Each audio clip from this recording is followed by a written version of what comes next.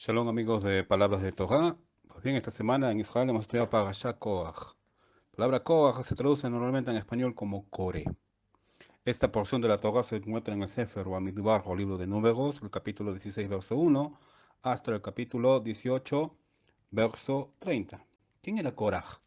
Korach fue primo de Moshe, o sea, de la distinguida tribu de los levitas. Lamentablemente cayó presa de dos de los tres pecados que nuestros sabios enseñan que son la fuente de todos los rasgos destructivos de carácter. Estos rasgos son la envidia, la sed de honor y la lujuria. Korah había caído en la envidia y en la sed de honor. En su obsesión, Korah o Coré fomentó una rebelión y trató de derrocar nada más y nada menos que a Moshe y a Aarón. La parashá comienza con las palabras Vaikach Korah, y Korah tomó. Nuestros sabios explican que tomó implica que los sedujo con palabras persuasivas, es decir, Korah los engañó y consiguió se le unieran 250 líderes de la nación de Israel. Cada uno de los que participaron en la rebelión de Korah tenían sus propios intereses ocultos. En primer lugar estaban Datán y Abiram, que tenían una larga historia de ataques a Moshe y deseaban regresar a la tierra de Egipto. También estaba la tribu vecina de Rubén. Korah los convenció de que Moshe era culpable de nepotismo. Korah argumentó que Moshe designó a su hermano Argón como sumo sacerdote, no por una orden divina, sino por su ambición de mantener a todos los honores dentro de la familia. Los argumentos de Korah o Coré fueron muy bien recibidos porque después del pecado del becerro de oro, Rubén había perdido su posición de privilegio como primogénito.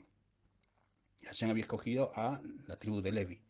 La vulnerabilidad de Rubén también se debió a su cercanía a Korah, porque cuando uno revisa cómo las tribus acampaban, dentro del centro estaba el tabernáculo y en la parte sur estaba allí los Kohanim, sacerdotes, específicamente la familia de Kehat o Kohat, y en el lado sur, junto a ellos, estaba la tribu de Rubén. Por eso, lo que refuerza la advertencia de nuestros sabios es pobre del malvado y pobre su vecino. Es decir, que esto nos enseña que debemos ser cuidadosos al elegir un lugar de residencia porque los vecinos pueden influenciarnos sin que ni siquiera nos demos cuenta.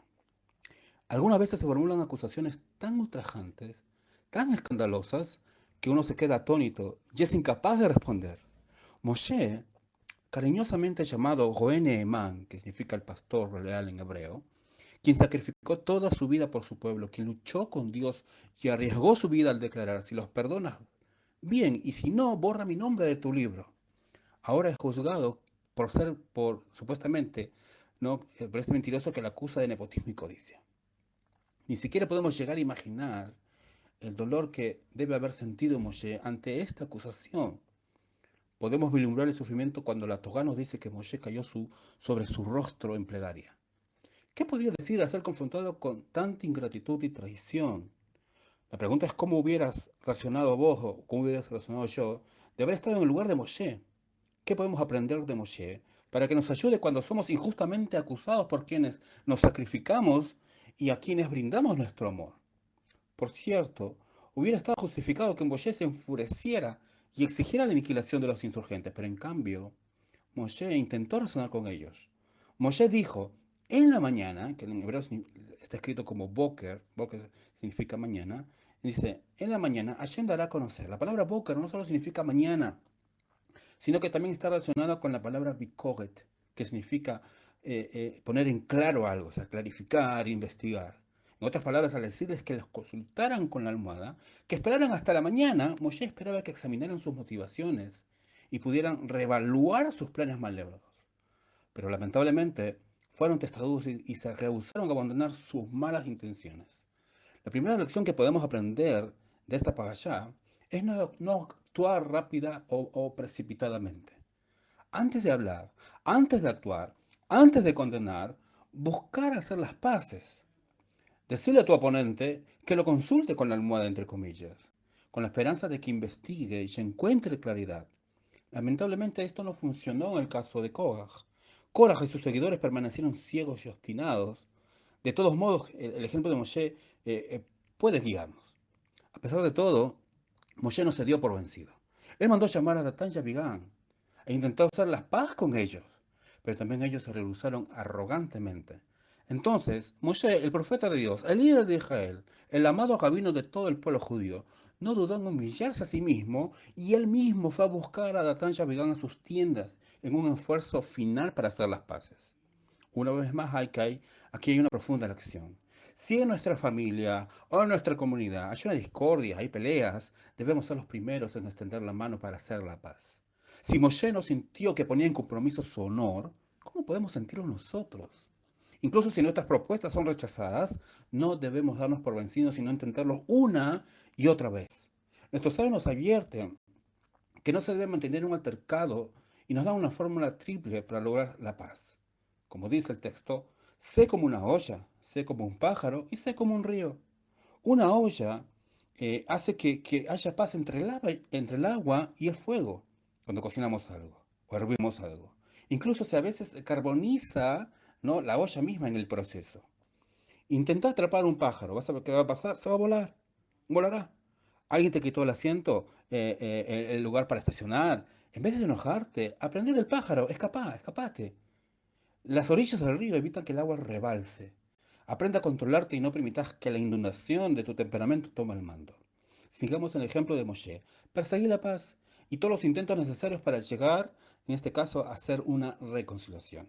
Ahora, Korah tenía todo lo que un hombre podía haber deseado. Era brillante, venía de una familia noble, tenía una apariencia majestuosa y era el hombre más rico de su época. Sin embargo, todo no le servía de nada porque no tenía paz. Los celos consumían su corazón, el celo por Moshe, el celo por la posición que tenía Agón como sumo sacerdote. No había paz en su corazón. Su obsesión llegó a un clima trágico en la controversia que fomentó, causando su muerte, la de él, la de su familia y de muchas otras personas. La envidia es la peor cualidad que una persona puede tener. ¿Cómo podemos protegernos de su veneno mortal? Pues bien, cuando sentimos que entra a nuestro corazón la envidia, debemos recordar que la envidia no tiene sentido y que es autodestructiva. No tiene sentido porque los sentimientos venenosos que generan la envidia no alteran la situación, incluso pueden llegar a empeorarla. Lo que codiciamos no pasará a ser nuestro, pero evitará que disfrutemos lo que sí tenemos y aún peor, nos convertirá en personas amargas y crueles. Por eso Korah, que al comienzo lo tenía todo, finalmente no tuvo nada. Todos sus logros y toda su riqueza no tenían sentido porque lo que él pensaba era que la corona del sacerdocio estaba sobre la cabeza de su primo Aarón y no sobre él. La historia de Korah es importante en cada generación. Lamentablemente los celos forman parte de la humanidad desde su comienzo, cuando Caín mató a su hermano o Abel, ¿no? Baruch Hashem, en nuestra generación disfrutamos de muchas bendiciones, sin embargo somos ingratos y estamos insatisfechos. Por alguna razón siempre sentimos que nuestro vecino, nuestro pariente o nuestro amigo en el mejor, está mejor. El césped del vecino siempre es el más verde, ¿no? De esta forma nos privamos de tener paz mental. Nos volvemos miserables y somos incapaces de disfrutar las bendiciones que sí tenemos. Por lo tanto, en lugar de envidiar a los demás, sería mejor enfocarnos en nuestra propia vida y desarrollar nuestro propio potencial. Una vez les preguntaron al Rav Susha, un gran rabino, líder hasídico, si él hubiera preferido ser el patriarca Abraham. ¡Wow! Ser como Abraham vino. Rab Susha respondió: ¿qué ganaría Dios con eso? De todas formas tendría que existir solo un Abraham Avinu y solo un Rab Susha. Vale la pena analizar esta enseñanza de Rab Susha. Debemos entender que cada uno tiene una tarea especial y que a lo largo de nuestra vida debemos esforzarnos por cumplir el objetivo para el cual Dios nos creó. En vez de tratar de imitar a los demás, debemos analizar nuestras almas y desarrollar nuestra propia identidad. La alegría verdadera solo se encuentra en saber que estamos en el camino que Dios nos asignó y que estamos cumpliendo su voluntad. Por otro lado, la arrogancia y la envidia solo llevan a la frustración y a la destrucción. Cuando antes nos demos cuenta de esto, más rápido tendremos paz mental. Para vivir una vida significativa, es importante recordar el primer versículo de esta parasha que cuenta que Korah tomó. Esto alude a que la vida de Korah se centraba en recibir más que en dar. Los receptores nunca están satisfechos por la felicidad verdadera, solo se alcanza al dar. Si Korah lo hubiera entendido, habría comprendido que la esencia de la vida es ayudar a los demás a crear una relación con Hashem. Ese entendimiento le hubiera permitido disfrutar de los logros de sus semejantes. Que todos tengan buena semana. Shabbat Tov.